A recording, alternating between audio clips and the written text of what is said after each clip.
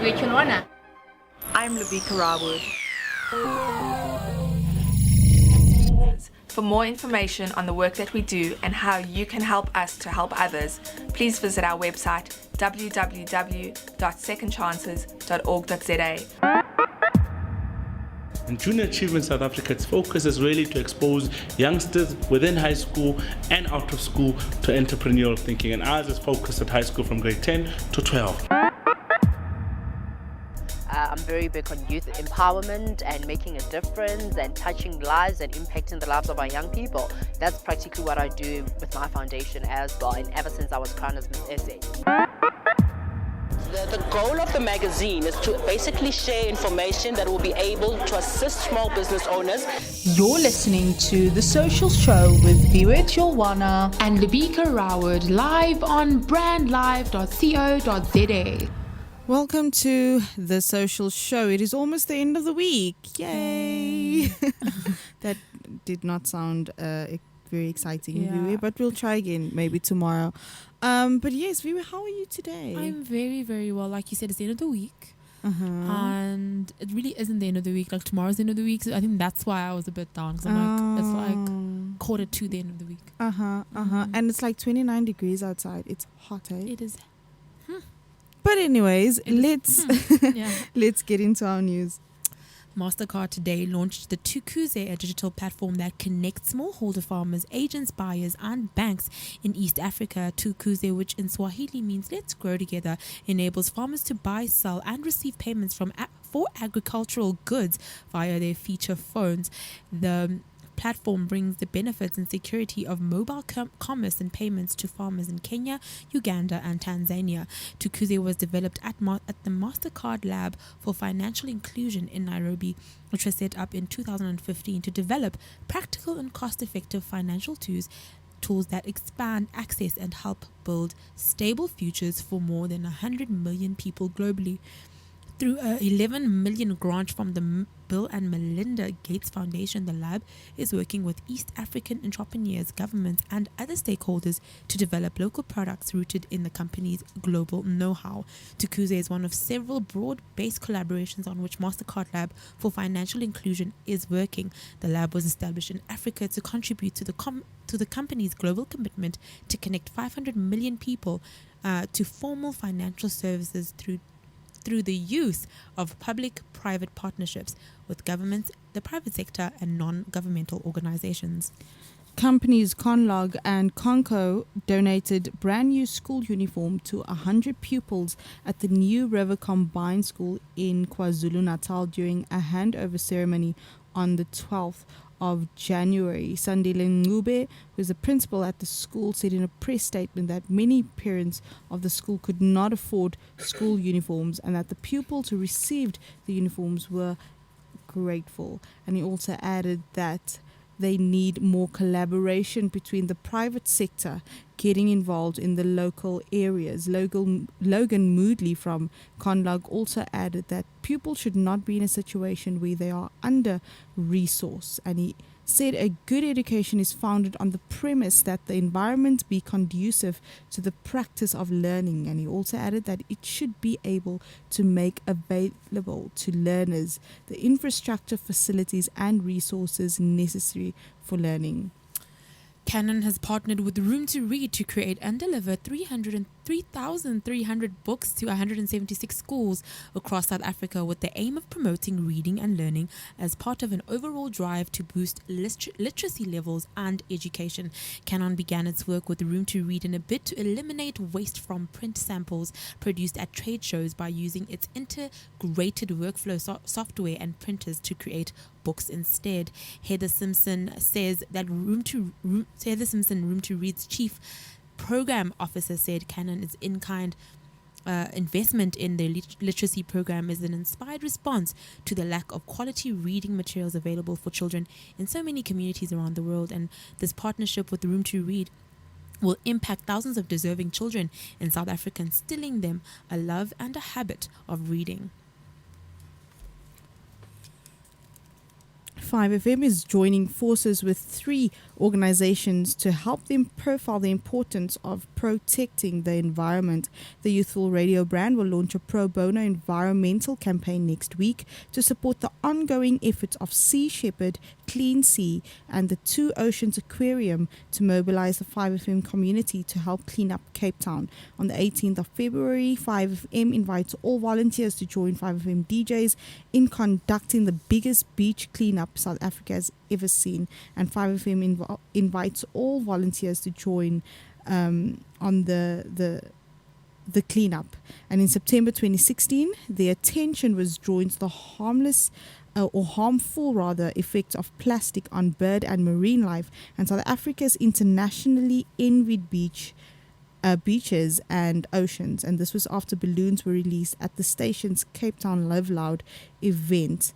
So the 18th of February, 5FM calls all people and its valued partners encourage the 5FM communities to get involved by joining the beach cleanup and paying a visit to its broadcast at the aquarium. The station will also be carrying messages free of charge for all 3 of these organizations over the next month to give its community all the information they need to get involved in worthy causes. And that's it from us with the news. About the power of social media. Social media has the power to make your business grow. Yeah. Why don't you let us manage your social media? Because our business is to see your business grow. Visit us at www.beastownmedia.co.za. Well, we're back at it as the social show, and as you know, every single day we sort of engage in topics that are relevant and are really focused on CSI initiatives and CSR solutions in South Africa at the moment. And so today we're talking something quite interesting, something that's been happening everywhere, Libika. Yes, definitely disaster management. Yes. And we also spoke about it a lot last year. Yes. You know, and our topic this year is a bit more different and hopefully more engaging. But okay, I'm not sure if you know about the Disaster Management Amendment Bill. So now there's an amendment bill that states a local municipality must establish capacity for the development and coordination of a disaster management plan and the implementation of a disaster management function for the municipality, which forms part of the disaster management plan as approved by the relevant municipal disaster management centers. Wow. So I actually didn't. I just read this now the other day. And I didn't know that there was a disaster management amendment bill. No, definitely. And looking at all the disasters that have been happening in South Africa, from floods to fires to man-made disasters, I think it's very safe to ask the question. And I mean, we're asking it to everyone who's listening and asking to rescue teams at large. With all the natural and man-made disasters this festive season, can we safely say that South Africa has a strong disaster relief ethos? Do we have strong enough people, strong enough companies, strong enough training sessions for people to go and really effectively deal with all of these disasters that have been happening around our country, whether they be because of climate control, whether they because of man-made disaster, whether they, whatever the case may be? Do we have a strong enough ethos in South Africa, Libika? That's actually a very, very good question. But we will definitely, please let us know what is your take. Do we have, as Viwe pointed out, and you can actually answer us and let us know. We will actually be running a poll on Twitter later, and just try and join the conversation. Definitely. And hopefully tomorrow we will speak to one of the disaster relief foundation, someone just to answer this question for us. But I'm not sure if you know, it was yesterday in the news. 3 young children died in a shack fire in Snake Park in the early hours of Wednesday morning. Yeah. Now, it's not clear what sparked the fire in Soweto, and emergency services officials are now investigating. And apparently according to this report now, a 5-year-old, his 3-year-old sister and an 11-month-old younger sister all died in the blaze. Wow. And that is really, really sad. Obviously, the story just broke yesterday, so we've yet to see disaster relief organizations helping the family, obviously, because the pictures are just horrific. And you see so many of these shack fires because, obviously, when you think of shanty towns in general, they're very populated and they're very close to each other. So when sort of fires erupt, whether they're man-made or not, they can really, really cause a lot of damage. Now, here's my question. Would it be effective to say that it's negligence then on their part and we sort of look at it from that perspective to say, how can we control negligence? How can you prevent negligence? It's a difficult thing to do. But then also, I feel like it is, either the government's responsibility or maybe even, I'm not sure whose responsibility it would be, maybe community leaders, to really educate people who stay in those shanty towns to say, this is how you perform CPR, this is what you do when there's a fire, this is how you evacuate, this is the closest way to run. Have 2 doors, have 2 doors, don't just have 1 door, because most of them have 1 door. So who's really educating them on these kinds of things, That's also one way to look at it. But I also know in the news recently, I'm sure a lot of you have heard of the Kwaggafontein floods where, 2 bodies were swept away. One body is of a woman and another is of a fire rescue official, actually, who was swept away while trying to save the woman. Now, what happened was a taxi was stranded during a flood in Kwaggafontein, and I think the car was swept away, but as it was swept, it was being swept away. So was the woman and the person who was trying to obviously rescue her. And this happened because apparently one of the ropes broke, right? Oh my word. And you see, that makes no sense to me because it's either he didn't tie it properly or it wasn't a good enough rope, right? And then there's a question of saying, okay, is it a matter of them not having proper training? Is it a matter of the fire team not having good enough tools to work with when they're going to save? So we've got a lot of questions that we need answered as to how South Africa looks at disaster relief management. I mean, there's a bill out.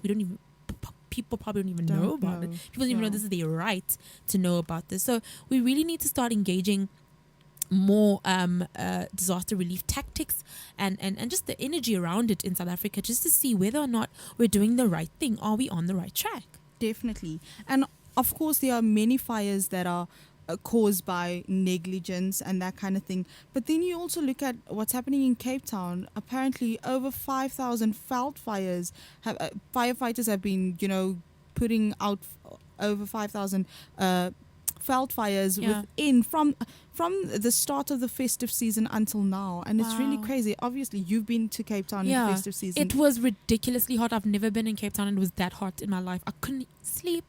The beach was too hot. It was too much. It was crazy hot. It is so crazy. And yes, this is obviously something that, it's natural. It's not man-made. And last year there was also a report about, I think it was in Limpopo, where there were obviously drought in the various parts in South Africa was affected by drought and severe hailstorms, and it obviously demolished dozens of houses in Limpopo, and the provincial government, the Limpopo provincial government, has warned that it was running out of money for disaster relief.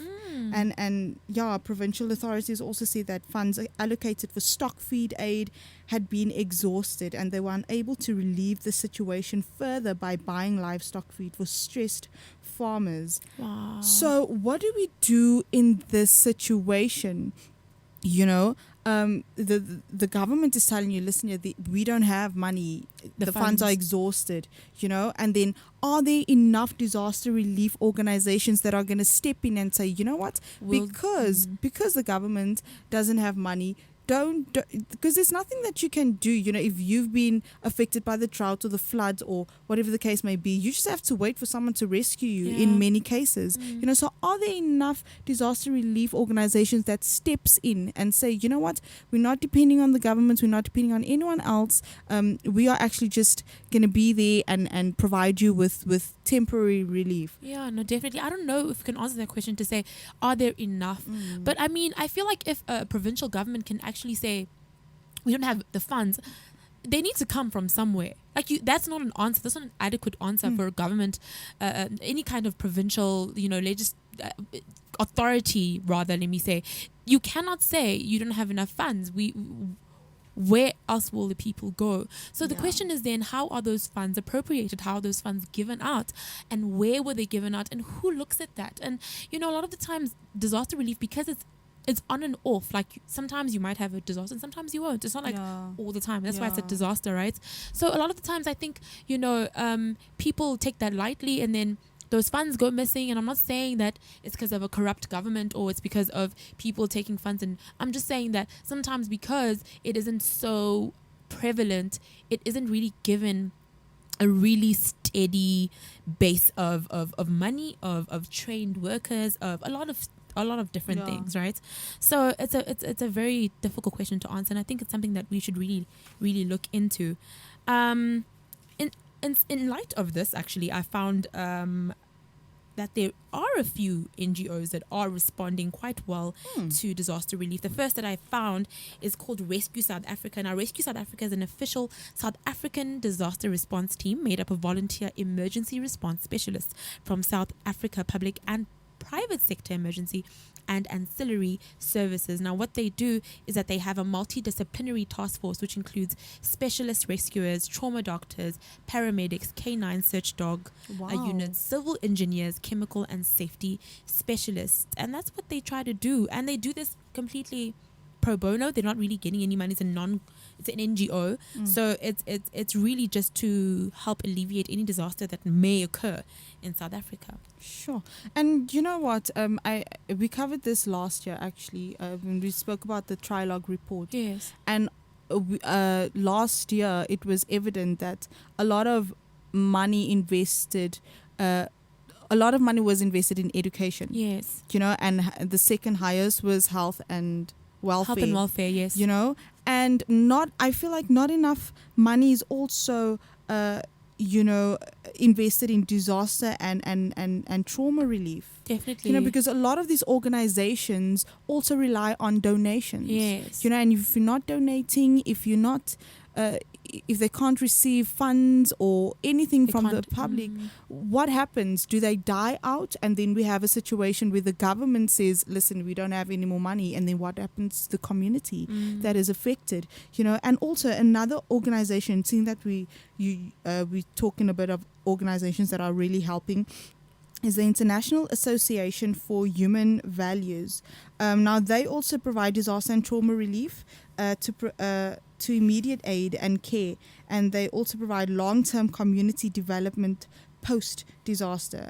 Which is so important, That is right? so important. And also in South Africa, the response is local in areas where they are already working. So they collect clothing, food after township fire, and it's also managed on their website. It states it's managed under the community development and outreach program. So what I really like about them is obviously they collect funds and goods for immediate aid, but they also have like trauma relief and stress management programs, and they also support long-term rehabilitation, and that is what you need, because it's obviously, I'm not saying it's bad to donate, because obviously it's good to donate, especially for the people that are affected. So it's good to give them clothing, to see if they can get a job and let them start afresh. But a lot of people overlook what they've been through, the trauma, the stresses and psychological and emotional. Yes. And a lot of that is overlooked. So what I like about the International Association for Human Values is they deal with that. They deal with that on a long-term basis. It's not just a once-off donation, and we've spoken about once-off donations. Yeah, that's the worst. It is really the worst. You need to see, is this donation helping the community, and they might have lost a loved one in the natural disaster, so you need to really try and rehabilitate them and deal with them. And that is when I can say that is an organization that cares. you know? Definitely. And I think it's very important that we start talking about these organizations that care. And these organizations are few, especially in disaster relief, like you said. But we hopefully will get one on the line tomorrow just to talk to them a little bit more about the disaster relief ethos in South Africa and how it can be improved and where it is and what 2017 can bring. I wonder, Lebika, if any of these disaster relief NGOs and even government officials that are obviously within disaster relief and governance and all of that kind of stuff, do they have preventative measures in place? Because do you know what 27 really is going to be bringing in terms of a climate perspective, in terms of kind of the trends that happened last year? Do you think it's going to get better? It's not going to get better? So those are kind of questions that I think we're going to try and get out and really get a good response from the people who have dealt with these disasters face to face. And also maybe we can find someone who can really tell us what a survivor may go through, and maybe that can help you if you are a survivor and you have experienced some sort of natural or man-made disaster that you really could have never fathomed. So it's very important that we give you that information. Definitely, and it's a talk that I'm really looking forward to. We've asked so many questions that we cannot answer, and it's always good just to get an expert in. But yes, I think disaster or natural disasters right now is really rife, and it's something that is imminent, is something that you cannot really fully prepare for. Exactly. And especially if you don't have the money to buy certain things for your house and that kind of thing, what measures are being taken to educate the people in the townships or the people who do not have money to buy certain resources, that kind of thing, so we really want to get into the crux of the matter. We really want to get into that, and hopefully we can speak to someone who we will try and get hold of a few of our sources and just speak to someone who can provide the answers for us. But yes, please, if you know of any disaster relief organization, or if you work for a disaster relief organization that and you'd like to provide your input or your feedback, please let us know on our social media platforms, and we'd really like to engage with you. So it's at Social1TV on Twitter, at TV_CSI on Instagram, and it's Social TV on Facebook. So just like our page and send us a message request, and we really hope that the veld fires do not cause damage to the surrounding households that are there, because I know that a lot of firefighters, I read a report and it stated that firefighters are literally waiting for the next fire to erupt, if I can put it that way. So it's really good that the firefighters in Cape Town are on call, are there just to kind of lower the situation when it happens. So we really want to shout out to all the firefighters and all the organizations that are actually really doing their bit, to help the people affected in natural disasters. No, definitely. And I think it's very important that we speak a little bit more about other things that might get affected by these veld fires. I mean, in one instance, you might be destroying a household, but you might be also destroying an entire business, if you think of what the farm is, as we spoke about. I know the floods have also been, we spoke about yesterday that the flooding has really destroyed a lot of grounds and fertile ground for a lot of farmers, and a lot of things, and those things kind of they ripple into bigger issues, and they ripple into the economy, suffering. They ripple into households, people not being able to afford certain things, certain needs and necessities. So it's very important that we deal with disaster in a way that is effective and in a way that is sustainable, so that people are able to recover emotionally, but also recover economically, and recover and get back to the swing of making money and making their households the way that they once were, and just talking about one of the disasters that really came into my head now, it's I don't know if you guys remember, the Ellis Park Stadium disaster was the worst sporting accident in South African history. I mean, on April 11, 2001, spectators poured into the Ellis Park Stadium in the city of Johannesburg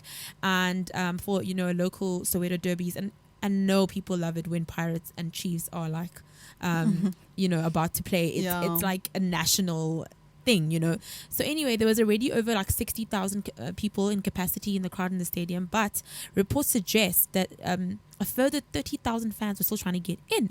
And reports also suggest that 120,000 fans were admitted into the stadium, actually, although its capacity is 60,000. And Orlando Pirates equalizer sparked a further surge by fans trying to gain entry as they scrambled to sort of see what happened. And as the crowd surged to gain seats and see the pitch, they overspilled into the press boxes. And as the stampede pressed forward, 43 people were crushed to death. And apparently, untrained security guards firing tear gas at the stampede exacerbated the situation and made everything worse and may have caused some of the deaths. And now the South African Police Department denies these claims, obviously, to this day. But the final inquiry into the incident concluded that a major cause was because bribed security personnel were admitting fans without tickets into the stadium, and there was very little crowd control.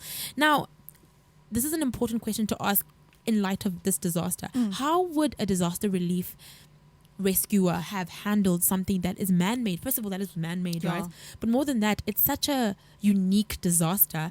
How do you go about helping and dispersing a crowd that is that big and that is running and scared? And because when people are scared, they get a little bit crazy. So I think the question then becomes, how would you listening have changed the situation? How would you have really tried to help the people at the Ellis Park Stadium? How would you have tried to prevent that from happening? It's such a multifold definitely situation. it is. And just to add, I think we need to have proper training in place for our officials, especially given after the video I watched now that yesterday actually our policeman shooting his own. Wow. Because he thought it was just crazy. I'm going to show you that video. It's crazy.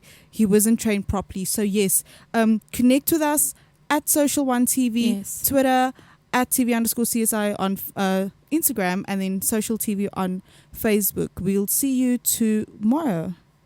The Social Show is the only show that gives you updated content on all things CSI. The show will interrogate and report on the latest initiatives that are supported, developed and initiated by the public and private sector. Hosted by myself, Viwe Cholwana, and me, Lebika Robert, every week from 4 to 5 p.m. Hear it on brandlive.co.za. See it on social-tv.co.za. brandlive.co.za, harnessing the power of talk radio.